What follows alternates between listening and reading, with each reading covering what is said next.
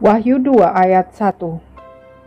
Tuliskanlah kepada malaikat jemaat di Efesus, inilah firman dari Dia yang memegang ketujuh bintang itu di tangan kanannya dan berjalan di antara ketujuh kaki tiang emas itu. Cara Tuhan Yesus menyatakan diri kepada setiap jemaat adalah unik, sesuai dengan kondisi jemaat masing-masing. Dia bisa melakukan itu karena Dia mengenal setiap jemaat secara mendalam, sampai kepada hal-hal yang tersembunyi dalam batin yang mereka sendiri bahkan tidak menyadarinya. Kepada jemaat Efesus, Tuhan Yesus menyatakan diri sebagai yang memegang ketujuh bintang itu di tangan kanannya dan berjalan di antara ketujuh kaki tiang emas itu, karena jemaat Efesus sudah meninggalkan kasih yang semula. Kasih yang semula adalah kasih kepada Allah yang menggerakkan dan mengobarkan hati kita ketika pertama kali kita mengalami perjumpaan pribadi dengan Tuhan.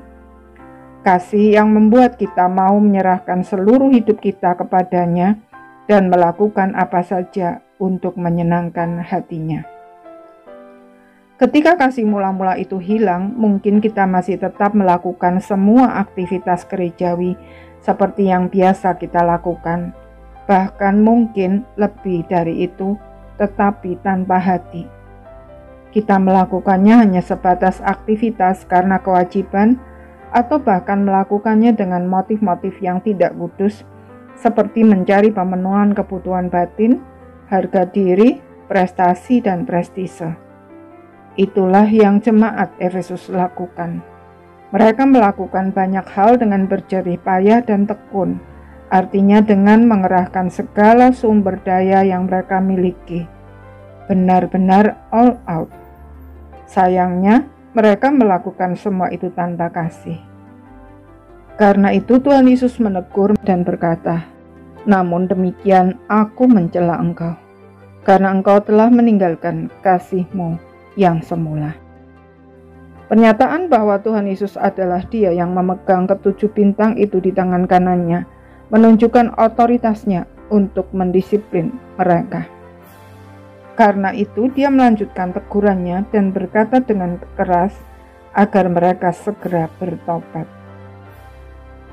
Meskipun demikian, Dia juga menyatakan diri sebagai yang berjalan di antara ketujuh kaki tiang emas itu. Maksudnya, sekalipun jemaat Efesus sudah meninggalkan kasih yang semula, kasih Tuhan kepada mereka tidak pernah berubah. Dia masih ada di tengah-tengah mereka. Bagaimanapun buruknya kondisi mereka, tetap ada pengampunan bagi yang bertobat.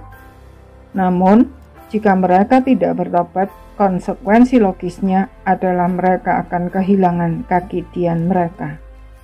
Artinya, semua yang mereka lakukan, bahkan hidup mereka sia-sia, sebab mereka tidak bisa lagi memancarkan terang Tuhan.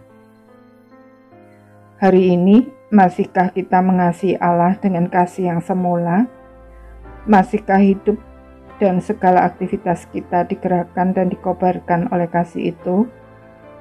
Jika kasih kita sudah menjadi hambar, mari segera bertobat sebelum kaki tiang itu diambil dari kita. Lihatlah, Tuhan Yesus menunggu kita dengan tangan terbuka. Amin.